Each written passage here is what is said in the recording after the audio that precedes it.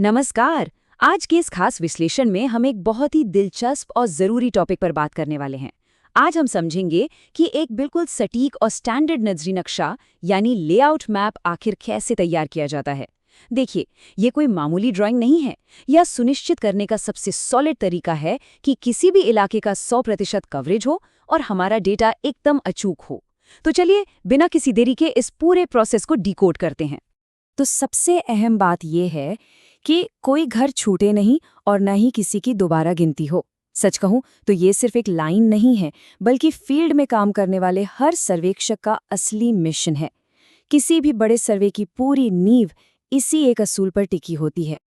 आइए देखते हैं कि ये होता कैसे है। इस पूरी यात्रा को हम 5 आसान स्टेप्स में समझेंगे। तैयारी से लेकर दिशा तय करने, सिंबल्स का इस्तेमाल करने, नंबरिंग करने और आखिर में नक्शा सबमिट करने तक। ये 5 कदम किसी भी उलझे हुए इलाके को एक एकदम क्लियर मैप में बदल देते हैं।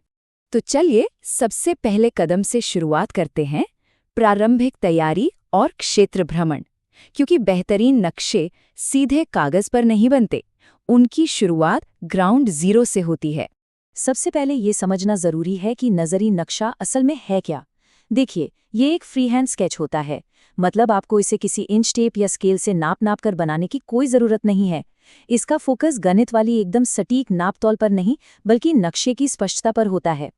आसान शब्दों में कहूं तो इसके लिए पिकासो होने की बिल्कुल जरूरत नहीं है, लेकिन नक्शा इतना साफ होना चाहिए कि कोई भी उसे देखकर आसानी से समझ सके। अब कागज पर एक भी लाइन खींचने से पहले कुछ जमीनी काम करना होता है। सबसे पहला काम है अपने सुपरवाइजर के साथ मिलकर उस पूरे ब्लॉक की बाउंड्री का पैदल चक्कर लगाना।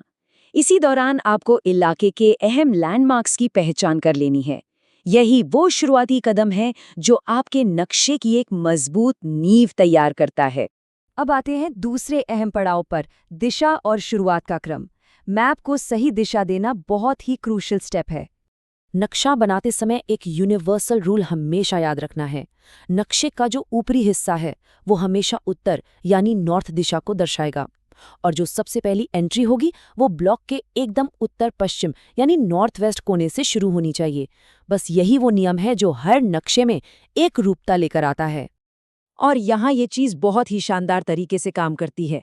एक बार नॉर्थ वेस्ट से शुरुआत करने के बाद आपको जिगजैग या एस शेप में आगे बढ़ना है। ये फ्लो बिना रुके तब तक चलता है जब तक आप साउथ ईस्ट कोने पर ना पहुंच जाएं।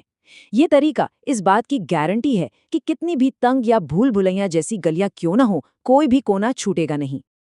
चलिए, अब तीसरे स्टेप की ओर बढ़ते हैं, मानक प्रतीकों यानी स्टैंडर्ड सिंबल्स का सही उपयोग।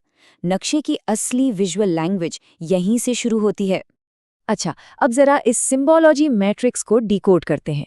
पक्की बिल्डिंग के लिए हमेशा एक स्क्वायर यानी चौकोर डिब्बा बनाया जाता है और कच्ची बिल्डिंग के लिए एक त्रिकोण यानी ट्रायंगल। अब मान लीजिए वो जगह रहने के लिए है, तो उस आकार को अंदर से खाली छोड़ देंगे। लेकिन अगर वो गैर आवासीय है, मतलब वहाँ कोई रहता नहीं है, तो उस डिब्बे या त्रिकोण के अंदर तिरछी लाइनें खींच दी जाएंगी। है ना कमाल का तरीका? बिल्डिंग कैसी है और किस काम आ रही है, दोनों बातें एक ही बार में क्लियर।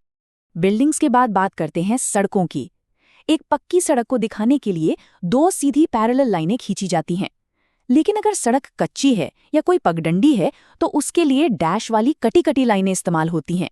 बिना एक शब्द लिखे सब कुछ एकदम साफ। और हाँ, लोकल लैंडमार्क्स को तो भूलना नहीं है।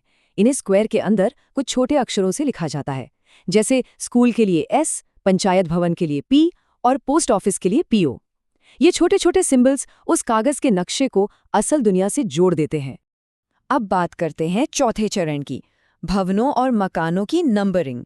असल में यही वो जगह है जहां ये सारे सिंबल्स असली डेटा में बदलते हैं। अब यहाँ जो बात सबसे ज्यादा दिलचस्प है वो ये है 9 और ब्रैकेट में 2 का ये छोटा सा उदाहरण। देखने में बस एक नंबर लगता है, लेकिन ये दिखाता है कि कैसे एक ही नज़र में किसी बिल्डिंग की पूरी जानकारी को सिंप्लीफाई कर दिया जाता है। आइए इसे थोड़ा और बारीकी से समझते हैं।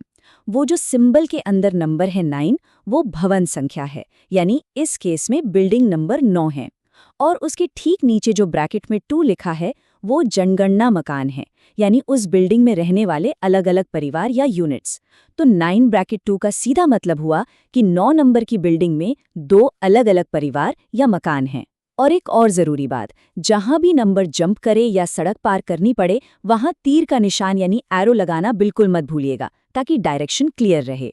और अब हम पहुंच गए हैं अपने आखिरी और सबसे क्रूशल स्टेप पर, नक्शे का सत्यापन और जमा।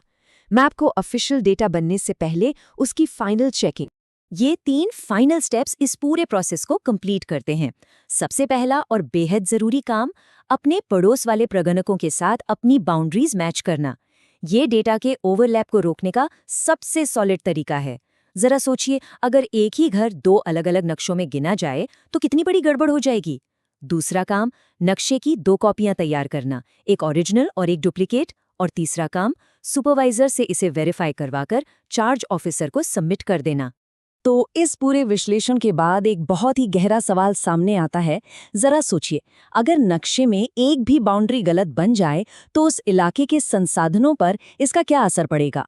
क्योंकि ये सटीक डेटा सिर्फ फाइलों में बंद रहने के लिए नहीं है, ये असल दुनिया में लोगों तक पहुंचने वाली सुविधाओं और योजनाओं का सीधा फैसला करता है।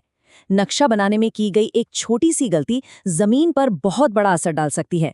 इसी विचार के साथ आज की ये चर्चा यहीं समाप्त होती है।